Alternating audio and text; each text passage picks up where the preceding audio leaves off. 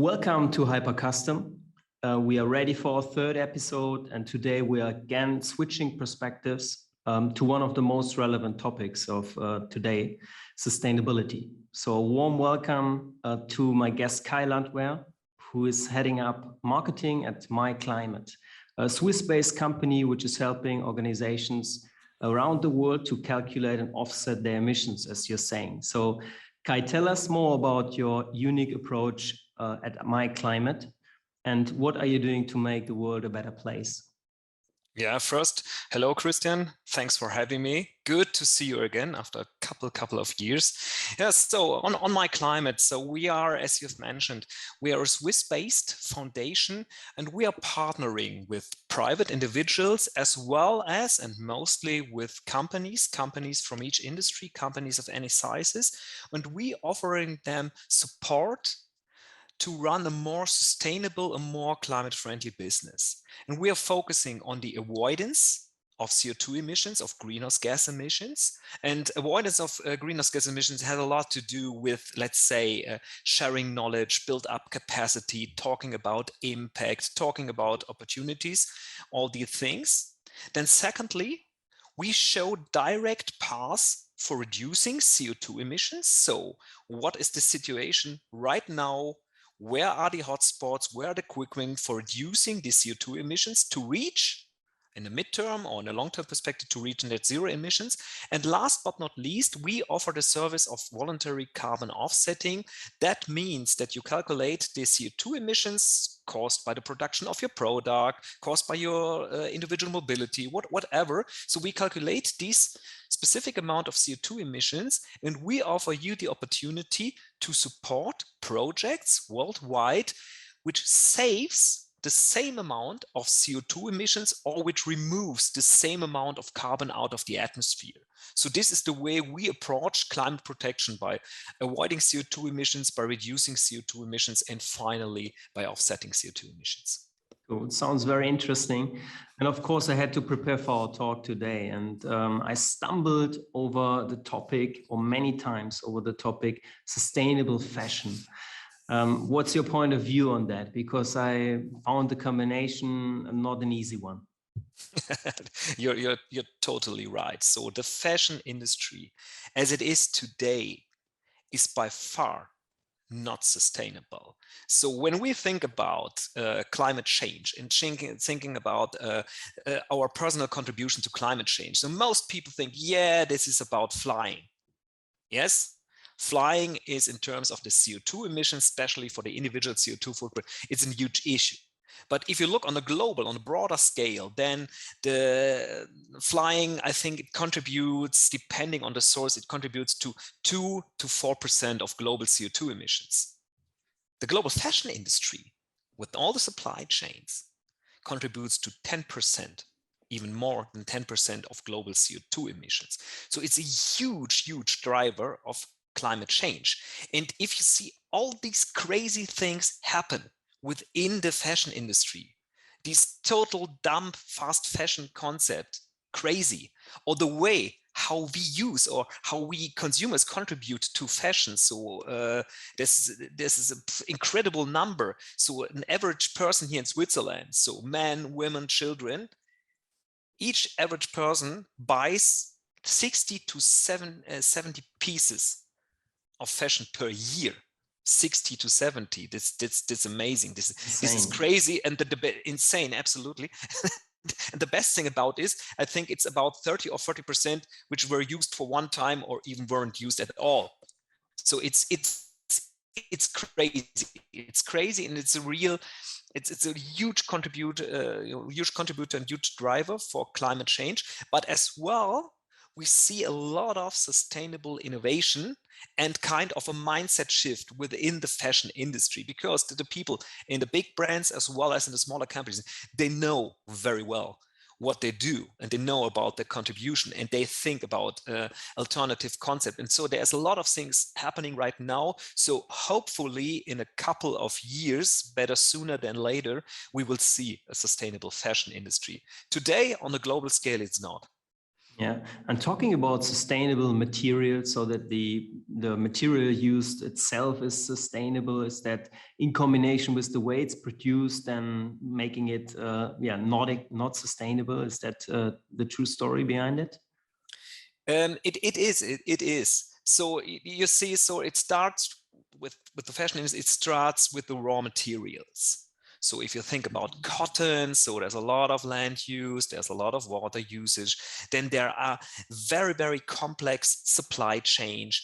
The productions happens in Asia with a very critical energy mix. And then last but not least, you have to bring all these products, you have to bring it to the core markets here, to Europe, to North America. So you have a lot of transportation around it, and then define distribution, all these kinds of stuff. And this adds up to a huge CO2 footprint. And then, and this is, I think that's the most important part, and this is also, let's say, the part where a company like your company offers a kind of solution, then you talk about the life cycle of the product. So, and then you have the product sold, but this doesn't mean the end of the life cycle. Then you have the usage phase. And the longer this usage phase gets, and the better way you depose this or you bring it back to the circle, then the less the CO2 footprint is. And this is amazing. So if you buy a cheap product from critical production and you use it one time and then you put it to garbage, then it has an incredible high CO2 footprint. If you have your favorite piece and it's a high quality piece and you use it for years and years and years and you bring it to a repair shop like this, then the CO2 footprint shrinks. Yeah, hearing you talking about sustainable materials and the way to produce 100% sustainable products for people on this planet, would you still consider the combination, a true measurable combination, would you still consider this consumption or not? What's your point of view? From my perspective, still, and even today, or better today, it is consumption, but it is a sustainable or more conscious consumption. And I think this is the way we have to shoot for. We have to shoot for conscious consumption.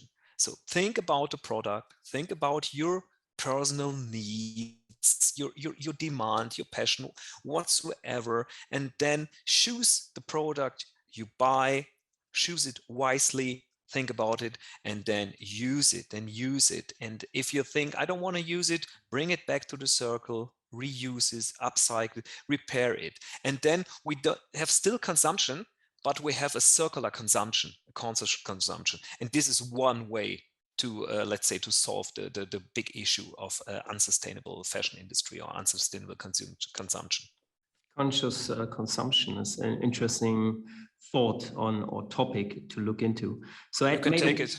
Yeah, I will take it with me for our strategy. So at Made One, we're all about fulfilling people's growing demand for more personalized product and service experience. And as a sustainability expert, would you consider customization options which are allowing people to consciously decide for more sustainable materials or production methods as a relevant service which we should bring to the people? So I mean, we're both sharing that background working for a sports brand. To choose the more sustainable material, but still letting them produce it in a maybe non-sustainable way wouldn't be the whole story. But how do you see that as a startup, as we do our business, offering these options to people? So first and foremost, don't try to find the perfect solution. Don't try to look to the whole story, because this shooting for perfection, so really this stops us for taking action. So start anywhere. So, and if you have the opportunity to, let's say, to offer on demand a more sustainable product, even if you have the same production, then it's a very good and very important step. So secondly, we have to imagine, so we're talking about, let's say, a problem or an issue here within the Western European countries and within the North American countries. I think consumption on demand is not that huge topic for many other regions here in the world. But anyway, so if you can also not only offer a specific color or specific design. So if you can also offer a choice of the material and maybe the choice of the production or the transportation, the delivery, however, then you will meet a fast growing demand for consumers in Germany, in the middle of Europe, in North America, because more and more consumers start to think about the product and how it's produced and about the product carbon footprints. We get many requests. So, hey, can you do an LCA life cycle assessment of our product? Can we do offsetting for the project? Would it be possible to claim this project as a net zero or climate neutral product? And these companies, they don't do it for a good conscience. They do it as a response to a fast growing consumer demand. So if you have the opportunity, start now and then check and test. Having in mind that many large e-commerce players like Amazon, for example, products are being destroyed to save logistical costs. So would you say that it's maybe the better way to do e-commerce business from a sustainability point of view?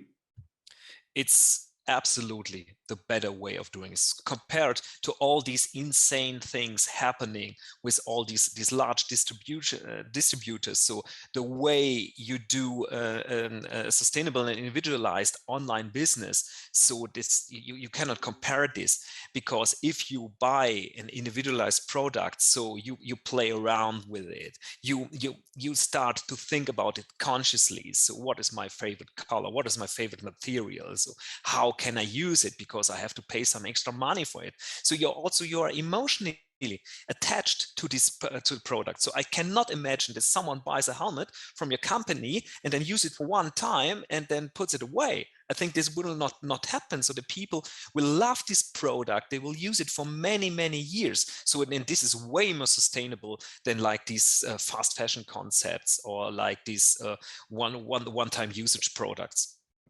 Yeah, we got to talk and we're in touch anyway. So thanks for the feedback. And I heard from someone within my network that you're a huge soccer enthusiast. And so really? to that, how many jerseys made of recycled plastic bottles have you sold during your time working for the Nike brand? Yeah, so first of all, I didn't sell these jerseys. I sold the stories, the narrative around these jerseys, because I did the PR and the corporate communications. And at that time, I think it was only a tiny percentage of all the jerseys sold. I think it was just let's say the premium products, and all the takedown projects, they were still made by new PET or whatever material it was.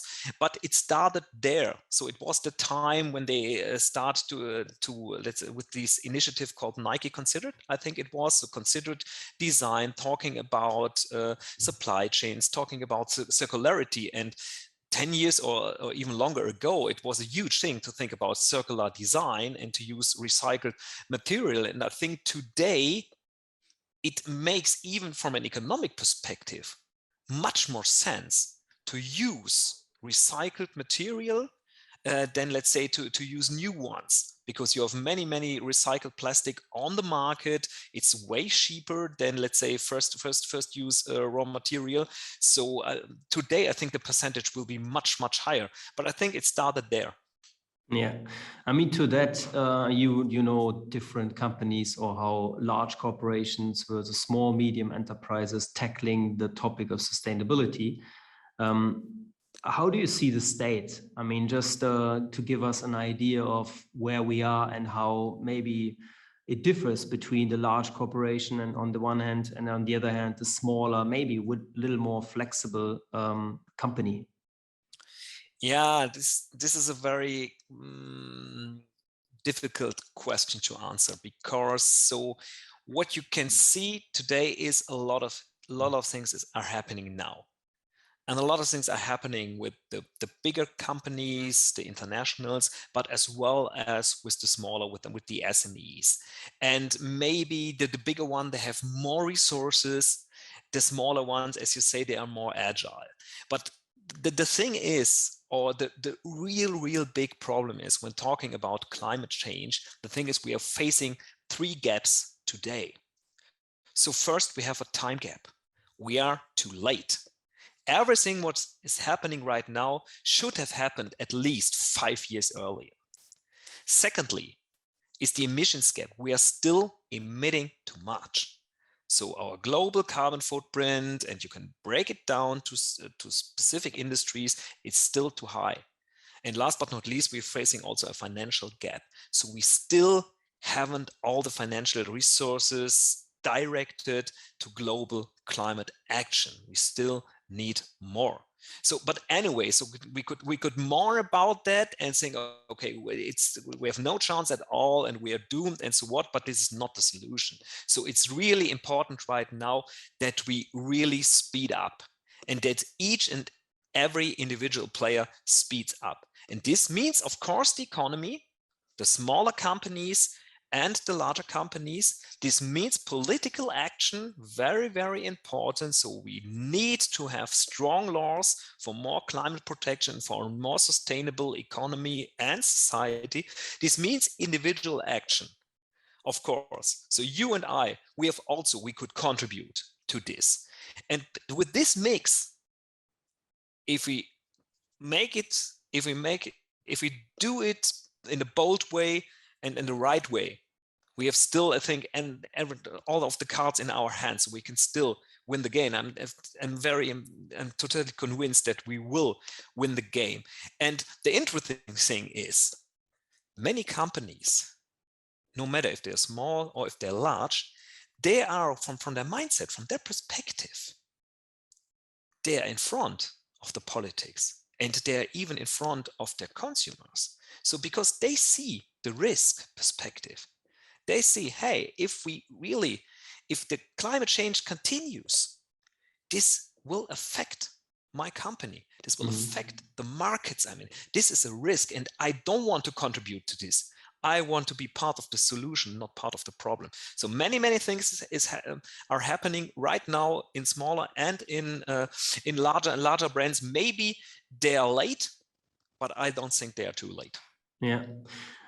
I mean, that's the company perspective. Our company are tackling this issue. But then on the other hand, I promised you not to ask questions around COVID-19, because I'm also not in the mood anymore to ask a lot of questions around that topic. But my feeling is that nowadays people are way more mindful when it comes to buying a new product. So are you sharing this feeling, or how do you see people consuming today versus pre-virus? Yeah, I think you have a pretty optimistic view on that. So I'm not that convinced about it, because many people learned how easy it is during this pandemic time, how easy it is to buy things online. And not even clothes or shoes, what they maybe have done before, but also, let's say, other consumer good or even food. So it's pretty easy to do this.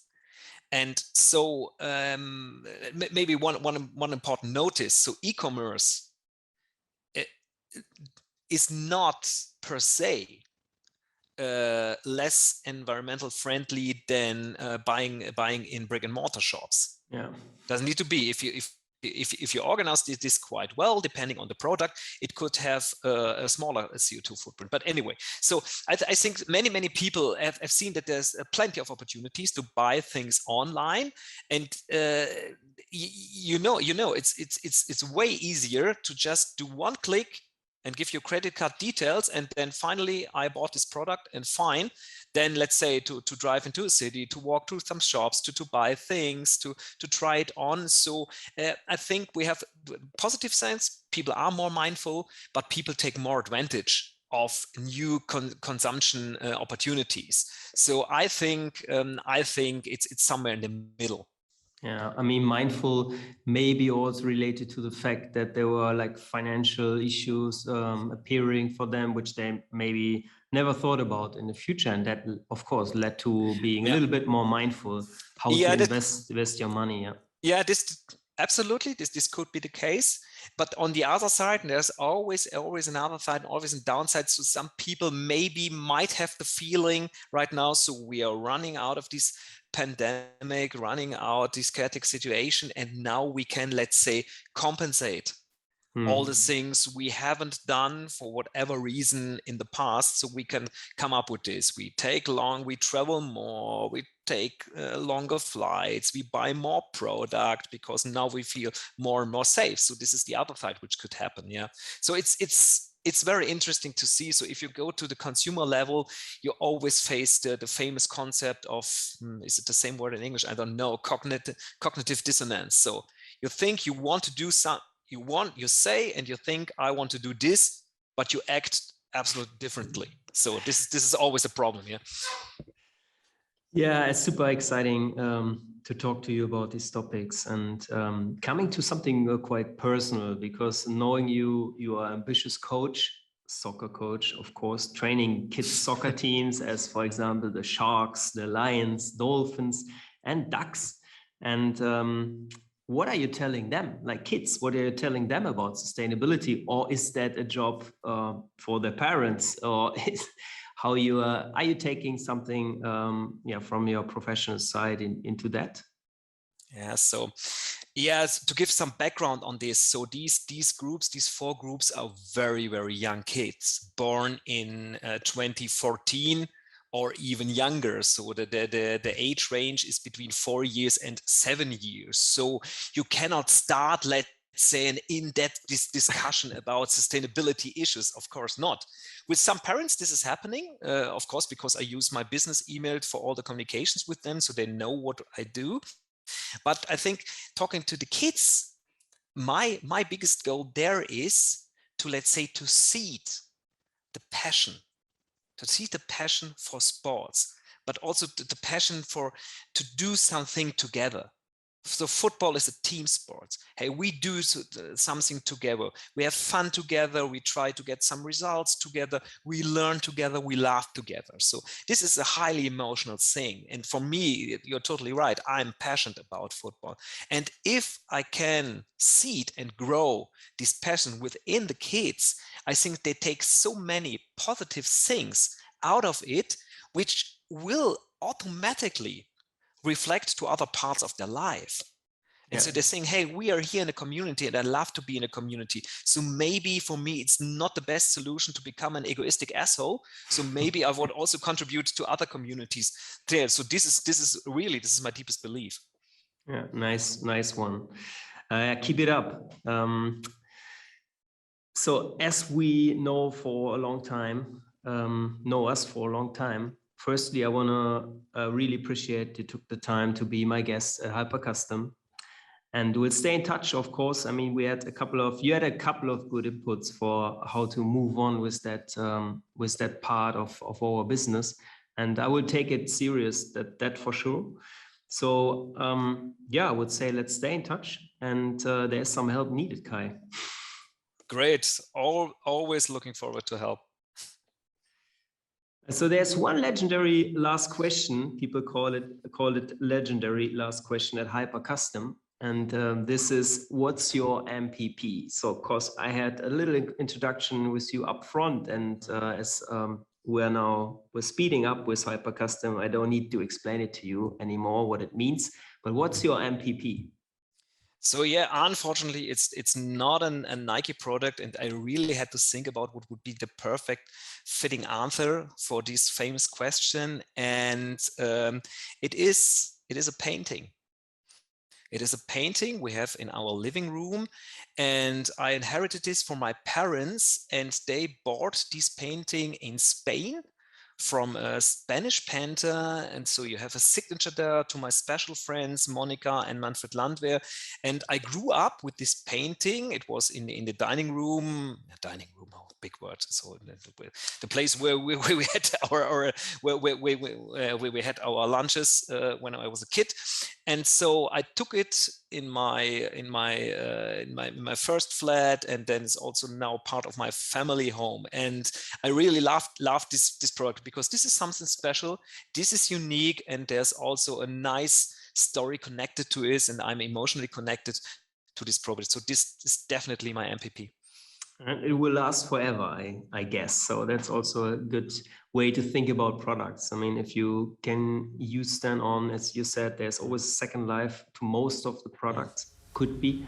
Yeah, I'm really happy to say thank you. Huge thanks to you, Kai, and talk to you soon. Yeah, thanks for having me. It was a pleasure. Bye, Thanks. Christian. Bye-bye.